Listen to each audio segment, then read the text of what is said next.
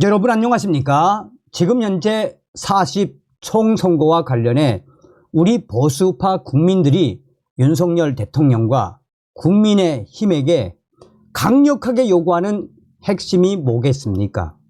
사전투표는 전부 다 더불어민주당 압승, 본투표는 전부 다 국민의힘 압승. 지금 계속해서 터져나오고 있는 게 무엇입니까? 부정선거 아닙니까? 이 부정선거가 명백함에도 불구하고 왜 윤석열 대통령과 정부 또 국민의힘이 문제를 삼지 않는지 정말 화가 나지 않습니까? 자, 되돌아보면 또한 지금 계속 터져나오는 새로운 소식들에 따르면 이번에 한동훈 위원장 절대 잘못한 거 아니지요. 우리가 이 부정선거만 없었으면 140석은 거뜬하게 가져갈 수 있다는 게 전문가들의 주장 아니겠습니까? 지금이라도 윤석열 대통령과 국민의힘 40 부정선거에 대해 강력하게 좀 대처해 주시길 바라겠습니다. 지금 국민의힘 난리가 났습니다. 작년 12월 국민의힘 당 내부 여론조사 총선 65석 예측 한동훈 온 이후에 108석 국민의힘이 패한 이유. 정성산 TV 좋아요, 구독, 알림은 큰 힘이 되겠습니다. 자, 저도 지금 방송 준비를 하면서 정말 이 부정선거를 방송하면서 느끼는 게 뭐냐. 야, 이렇게도 부정선거를 예측을 못했단 말이야 라는 겁니다. 국민의힘 108석 그나마 한동훈 없었으면 어쩔 뻔. 국민의힘 작년 12월 내부 여론조사 총선 65석 예측.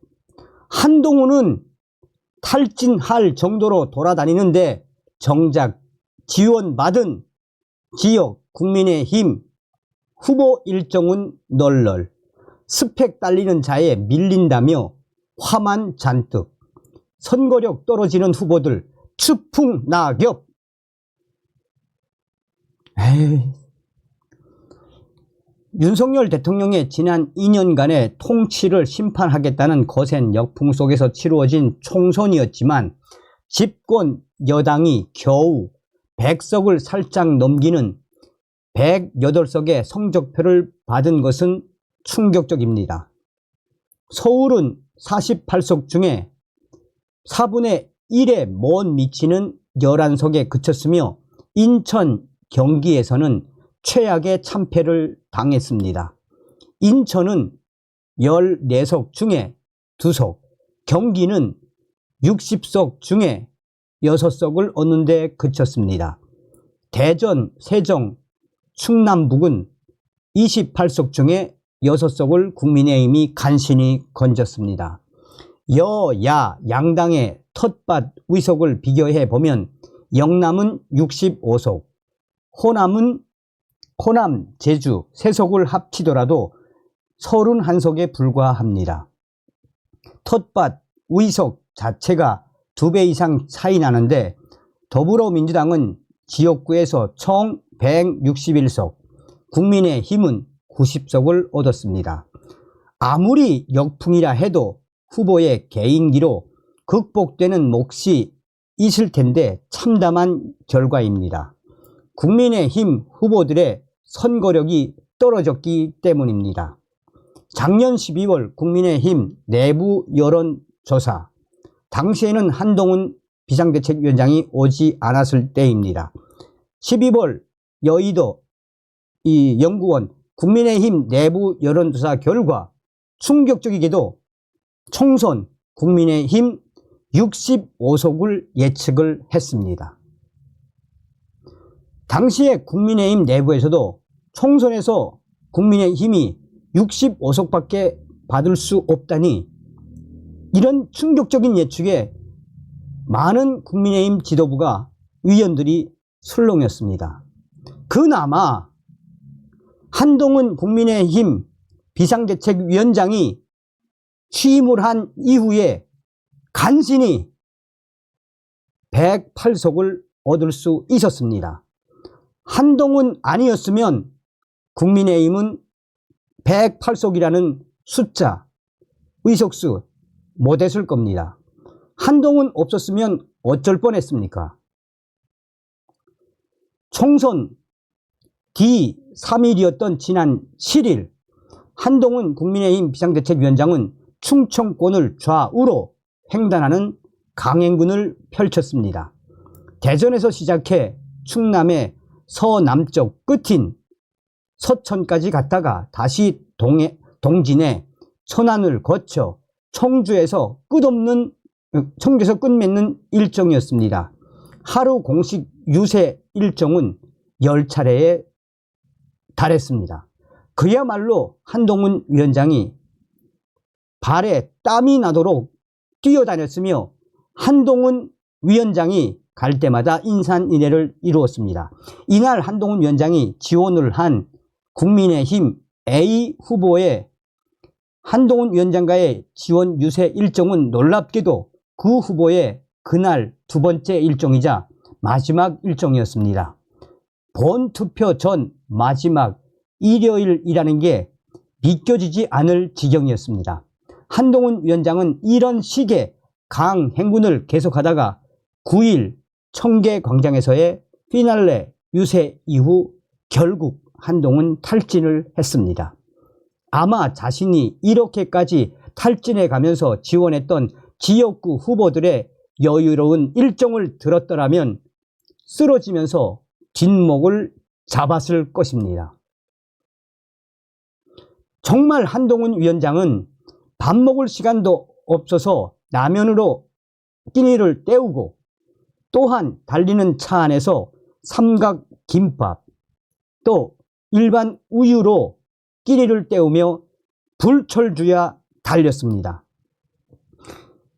국민의힘 충청권 B 후보는 여론조사상 열세인데도 동행 취재를 사양했습니다.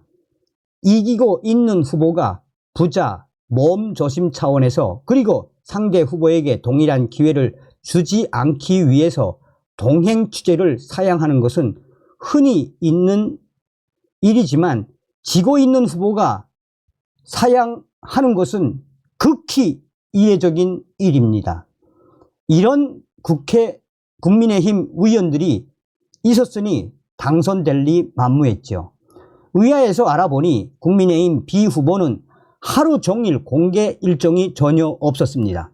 선거사무소에 있는 후보 내실에 틀어박혀 도의원, 시의원들이 데려오는 사람들을 만나고 지지 선언을 받는 게 일과의 전부였습니다. 그러면서도 분위기가 좋다라고 자신했습니다. 정작 르포를 뛰다 보면 시장통에서는 선거 기간인데 후보가 얼굴도 보이지 않는다라며 국민의힘 지지자들이 발을 동동 구를 지경이었습니다. 선거권 접전 지역구 국민의힘 C 후보는 출마한 지역구에서 여론조사가 도는 것 자체도 몰랐습니다. 상대 민주당 후보는 이미 전날부터 여론조사가 돌 것이라는 파악을 하고 아침에 전화가 걸려올 국번까지 특정해 전화가 걸려오면 꼭 받아서 지지해달라고 호소 문자까지 돌려놓은 상태였습니다. 이틀 동안 도는 여론조사에 첫날 저녁이 돼서야 국민의힘 C 후보는 비로소 여론조사가 돌고 있다는 것을 파악했지만 과연 대책이 세워졌는지 의문이었습니다.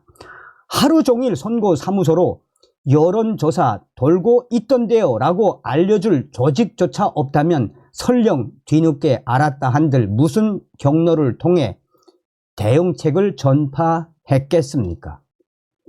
여론조사는 선거에 미치는 영향이 막대합니다. 특히 우세 후보로의 밴드웨건 효과가 치명적입니다.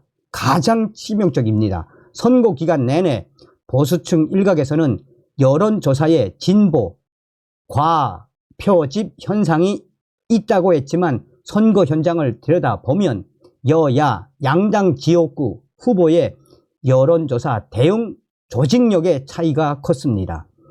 국민의힘 D 후보는 선거운동 기간 내내 화가 잔뜩 나 있었습니다.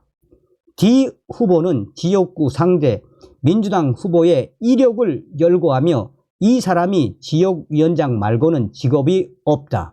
지역위원장이 어떻게 직업일 수 있느냐라며 분을 참지 못했습니다. 선거는 스펙이 훌륭한 사람이 저절로 뽑히는 게 아닙니다. 자유당, 공화당 시절조차 그런 일이 없었습니다. 김정인 개혁신당 전 공천관리위원장의 조부인 가인 김병로 선생은 1960년 총선 때 전북 순창에 출마했습니다. 가인 선생은 1888년생으로 일제시대 때 이미 조선을 대표하는 변호사였습니다. 대한민국이 건국되면서 초대 대법원장을 지냈습니다. 상대 후보인 홍기용 민주당 후보는 30살이나 아래인 1918년생이었으나 당시 문화로는 가인 선생의 상대로는 그야말로 구상유치했습니다. 게다가 홍 후보는 해방 이후 급히 창설된 대한민국 육군의 군법 무관으로 임관했다가 1954년 예편하며 변호사 자격을 얻었습니다. 자, 뒤에는 이제 히스토리니까. 자, 어찌됐든 이 데일리 안의 기사의 핵심이 뭡니까? 딱 하나 아니겠습니까? 한동훈 위원장이 아니었으면 큰일 날 뻔했다는 거 아닙니까? 그러니까 국민의힘 후보들이 얼마나 나태하게 선거운동을 했다는 겁니까? 전쟁인데 전쟁. 아휴, 다음 시간에 뵙겠습니다. 멸공.